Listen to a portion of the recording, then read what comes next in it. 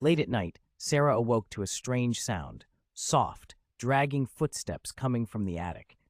She lived alone, her only company the quiet hum of the old house. The noise grew louder, the unmistakable shuffle of something heavy moving slowly across the floor.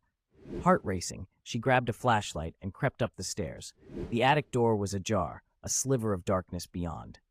As she stepped closer, the air grew cold, her breath fogging in front of her. The sound stopped. "Who's there?" she called, voice trembling. No response. She pushed the door open. Inside, the flashlight flickered. The beam swept across the cluttered room, landing on a figure standing in the corner. It was her, but not. The thing was a twisted version, its eyes hollow, its skin pale and stretched. It stared at her with a cold smile, unmoving. The footsteps resumed, now right behind her. "You never should have looked," it whispered.